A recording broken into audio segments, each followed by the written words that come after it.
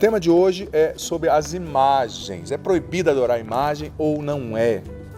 Por que os católicos têm imagem, os protestantes não têm e criticam tanto? Vamos entender isso juntos? Eu quero começar lendo o número 2112 até o 2113 do Catecismo, que é o meu norte, junto com a Bíblia, para essa reflexão. O primeiro mandamento condena o politeísmo, número 2112 aqui do Catecismo. Exige que o homem não acredite, que o ser humano não acredite em outros deuses afora Deus, que não venere outras divindades que não o único Deus.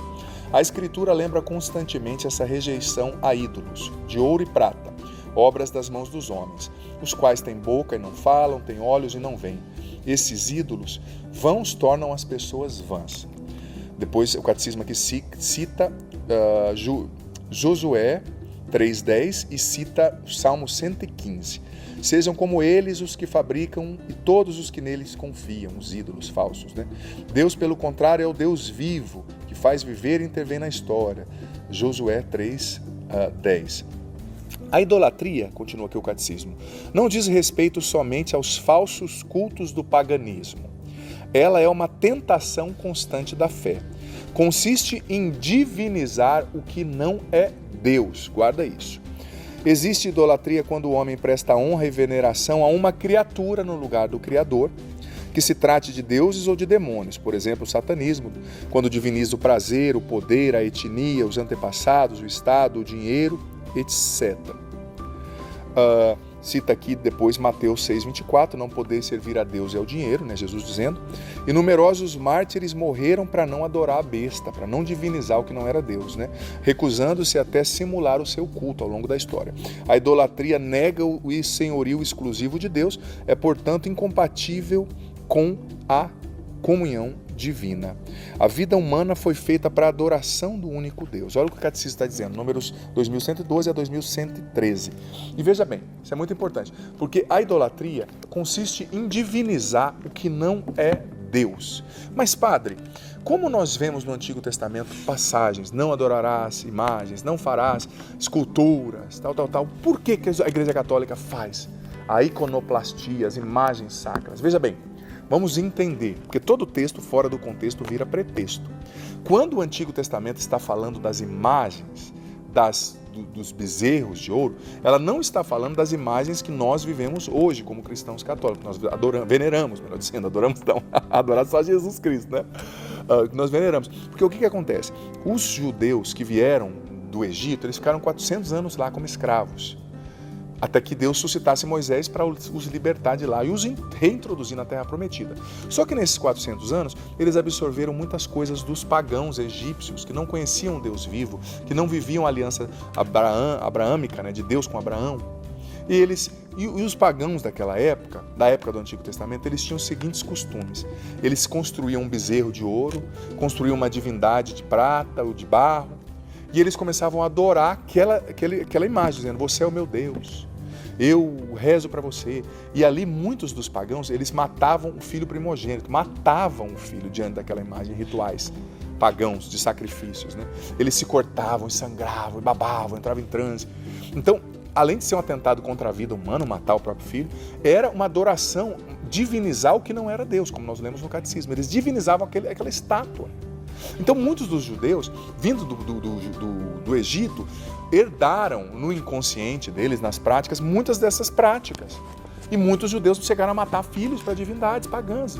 Pecado gravíssimo, sabe? E quando eles foram para Israel, o povo de Canaã, que lá morava antes, existia uma herança também, sabe? Que eles adoravam, né? Baal, né? A divindade pagã. Baal. Então muitos judeus ficaram seduzidos pelos ritos deles, pelas músicas, pelas prostitutas sagradas. Então Deus proibiu, não, vocês não vão construir imagem de ninguém, não vão adorar esses deuses. Isso era tão forte, essa tendência à idolatria, porque você se lembra aquela passagem do livro, se eu não me engano era Deuteronômio, que Moisés subiu ao Monte Horebe e ficou lá 40 dias e 40 noites em oração com Deus, e Deus foi dando a ele, escrevendo, né, as tábuas da lei, com os 10 mandamentos, tal. E de repente Deus parou e falou, Moisés, desce a montanha, porque o povo que você tirou do Egito se perverteu. Eles construíram para si mesmos um bezerro de ouro e estão lá adorando, dizendo para esse bezerro, você nos tirou do Egito. Porque eles tinham uma necessidade de materializar a divindade. Eles não viam o Deus verdadeiro, o Deus de Moisés. O Deus que fez aliança com Abraão, que tirou-os do Egito através de Moisés. Eles não viam. E os outros pagãos, os vizinhos, eram fancy, eram mais chique, tinham os deuses deles, lá no templo, eles tocavam. E eles queriam ser iguais, aqueles povos. Então construíram um bezerro de ouro, 40 dias sem Moisés, já fizeram confusão. E Arão, que era o auxiliar primeiro de Moisés, escolhido por Deus, ajudou eles a construir o bezerro de ouro, você acredita? Aí Moisés chegou, destruiu o bezerro e falaram, gente, vocês estão doidos. Deus abriu um mar para vocês passarem a pé enxuto. Deus mandou as pragas do Egito, vocês viram para libertar a gente de lá e vocês estão construindo um bezerro. Ai, perdão, Moisés, a gente pecou. E aquele pecado de idolatria gerou consequências muito graves para o povo. Mas veja bem, esse era o contexto do Antigo Testamento e esse era o contexto no qual aquele versículo foi escrito. Só que o que acontece? Na plenitude dos tempos, você pode abrir depois a sua Bíblia, Colossenses capítulo 1, versículo 15. O que está escrito em Colossenses capítulo 1, versículo 15? No Antigo Testamento diz, ninguém vai fazer a imagem de Deus, porque Deus é imaterial, ninguém viu o rosto dele. Como é que vai fazer a imagem dele? Só que Colossenses, Novo Testamento, capítulo 1, versículo 15, diz o seguinte, ele, Jesus, é a imagem visível, palpável, tangível, eu toco, eu vejo, do Deus invisível. Colossenses 1,15. Ele é a imagem visível do Deus invisível. Então, ou seja, Deus se fez imagem, Deus se fez pessoa, Deus se fez ícone do grego, né? Em Jesus, você tocou, você viu, ele tocou as pessoas e curou-as. Então, a partir da revelação do Novo Testamento, da encarnação de Jesus, o Deus que era imaterial, se fez imagem, se fez pessoa em Jesus, nós começamos a entender que Deus se faz imagem. E a imagem que Deus faz é para nos salvar. Não é, ninguém adorava, se matava diante de Jesus ou matava o próprio filho. Ele era Deus. Então, depois disso, a igreja, os primeiros cristãos, começou a entender o seguinte. Eles olhavam para Nossa Senhora, que foi obediente a Deus, que aos pés da cruz esteve ali sem se revoltar com Deus, mesmo sem entender por que o filho dela estava sendo assassinado de maneira injusta. Era o único filho, ela já era viúva. Ela não se revoltou, ela foi fiel, ela foi obediente, ela disse sim a Deus, ela disse faça-se em mim, ela serviu, ela orou, ela esteve no Pentecostes. Então a igreja começou a fazer uma representação de Nossa Senhora, uma imagem, depois que ela faleceu. Mas não é para ficar diante dela, dando a imagem, dizendo eu te adoro imagem, ou a imagem me cura. Não, não. É simplesmente para venerar a memória daquela pessoa que foi fiel a Deus. Porque veja bem, Jesus era verdadeiro homem, mas ele era verdadeiro Deus. Só que Maria não era deusa, ela era mulher, humana. Mas mesmo sendo humana, fraca, comedora de feijão, como eu e você, fraca com todo respeito, eu digo no sentido de humanidade, né? Ela conseguiu ser fiel a Deus, ela conseguiu obedecer a Deus, ela conseguiu dizer o sim. Então quando eu vejo a imagem de Nossa Senhora, eu estou olhando para ela e estou me inspirando. Se Nossa Senhora conseguiu, eu também vou conseguir. Quando eu olho para a imagem de São Francisco de Assis, São Francisco de Sales, Santa Afonso Maria de Ligório, eu não estou ali me cortando, adorando e dizendo, ó, minha divindade me cura, você é o meu Deus e não Jesus. Não, não. Eu tenho aquela imagem, por quê? Porque aquela pessoa foi fiel a Jesus. Só por isso, senão não teria essa imagem. Por que eu tenho aquela imagem? Porque aquela pessoa amou a Jesus, deu a vida por Jesus, se sacrificou por Jesus, senão eu não teria. Então é por Cristo que aquela imagem está ali, em primeiro lugar. Então eu não adoro, eu não venero, eu não me corto, eu não falo com a imagem, ó, minha imagem me cura, dá meu câncer. Não, não. Quem faz isso, se tem quem faz, é ignorante, gente. É sem instrução, tenhamos caridade, oremos por essas pessoas e as instruamos, porque não é a doutrina da igreja, não é bíblico, não é assim que o catolicismo acredita, não é assim que os padres ensinam, não é isso, está errado. Mas eu olho para aquela imagem de São Francisco de Assis, por exemplo, para pensar, São Francisco também foi um homem devasso, beberrão, apegado, e ele sendo humano como eu, que também às vezes tenho tendência a ser beberrão, devasso e apegado, se ele conseguiu seguir Jesus e ser um exemplo, eu também vou conseguir. Então eu olho para São Francisco e me inspiro. Eu não adoro a imagem, eu venero a obediência dele a Cristo, eu quero imitá-lo. A imagem existe para imitação.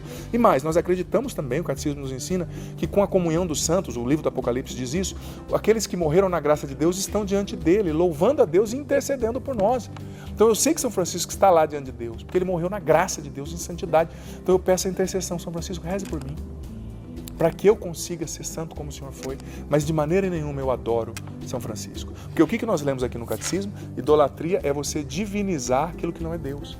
Eu não divinizo São Francisco, eu não divinizo a Virgem Maria. E mais uma vez eu digo, se alguém faz por ignorância, está errado, a gente tem que instruir e corrigir com carinho e misericórdia, claro, né? com caridade. Porque às vezes a pessoa não teve a oportunidade de receber uma instrução como essa. Mas eu não adoro a imagem, eu não divinizo a imagem, ela só me lembra de alguém que foi fiel e me inspira a ser também. Quando você lê um escrito de São Francisco de Assis, São Afonso Maria de Ligório, você vê que foi alguém que levou a sério a conversão, que amou a Jesus, dos mártires que deram a vida, isso me inspira. Porque às vezes você olha para você mesmo, eu olho para mim mesmo, para as minhas fraquezas, para as minhas más tendências, eu penso, gente, não tem jeito de ser santo, tá difícil, eu não consigo. Olha para o mundão que ninguém vive a santidade, é adultério, é impureza, é bacanal, é orgia. Você olha para o mundão e se desanima, não dá para viver a palavra de Deus. Mas, quando você olha para os santos, para a história da igreja, aí você vê que tem uma multidão, um exército de pessoas que conseguiram ser fiéis em épocas muito difíceis, como a nossa ou às vezes mais, de perseguição.